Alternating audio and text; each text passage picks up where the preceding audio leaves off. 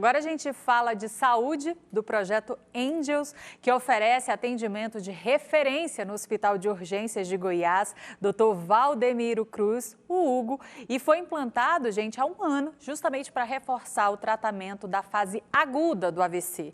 A unidade desenvolveu um protocolo para acionar mais rapidamente as equipes que atendem esses pacientes e alcançou um tempo médio de 10 minutos para esse atendimento, que é bem abaixo da média nacional, que está ali nos 25 minutos.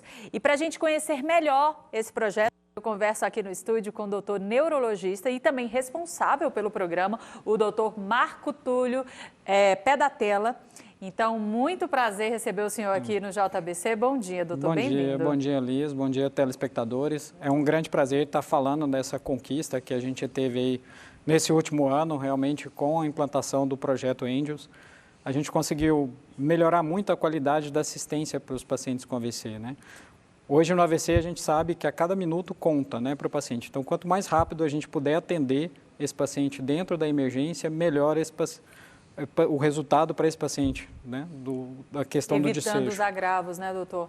E esse tempo-resposta, ele é a partir da entrada do paciente na unidade de saúde, ele já começa a contar ali no momento em que a equipe do SAMU está orientando, ou a equipe do SAMU entra como um suporte nesse atendimento?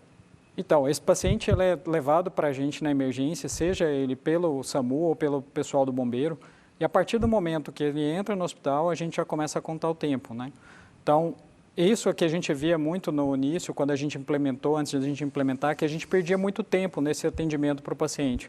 Às vezes demorava a fazer a tomografia, o neuro terminava a avaliação, o laboratório colhia exame, e a gente acabava perdendo, né, muito tempo. Hoje, a média nacional assim, que a gente recomenda seria em torno de 25 minutos.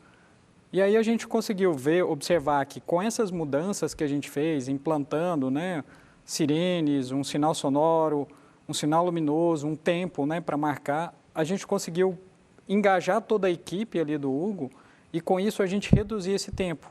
Hoje a gente já fez casos ali com 6 minutos, que o paciente entrou dentro da emergência, o neurologista avaliou, fez a tomografia e recebeu o tratamento adequado com a medicação. Isso faz toda a diferença. Isso tem mostrado os resultados que a gente tem visto, cada dia mais de melhora dos pacientes saindo sem sequelas, saindo recuperando bem do déficit. Isso é muito bom. Para a gente é o que é o nosso intuito. E é o diferencial desse atendimento ofertado lá no Hugo, por toda a equipe, né, do doutor Marco Túlio, que é o responsável por esse projeto. E aí eu queria que o senhor aproveitasse também, porque o que faz toda a diferença também, doutor? É o fato da equipe estar bem preparada e identificar o menor sinal, porque às vezes quem fez o resgate não se atentou ali a algum detalhe, né, não se atentou a algum sintoma e pode passar despercebido, né? Mas a equipe está atenta, reconhece de pronto e agiliza esse procedimento. No caso das pessoas que não estão habituadas aí a lidar com pacientes, né, com toda essa rotina, ou sequer desconfiam que um parente, um amigo, enfim, possa ter um AVC, qual é um primeiro sinal ou um sinal mais comum para o pessoal ficar atento e também já encaminhar para o hospital esse paciente? Então, isso é importante a gente reforçar, porque por mais que a gente melhorou esse tempo, né, de atender com menos de 10 minutos, a gente viu que a gente às vezes não conseguiu melhorar tanto atender os pacientes, como que é o ideal nosso era atender esse paciente quando o início dos sintomas até 1 hora do início dos sintomas a gente já está tratando esse paciente. Isso a gente às vezes não conseguiu justamente por conta dessa dificuldade de reconhecer.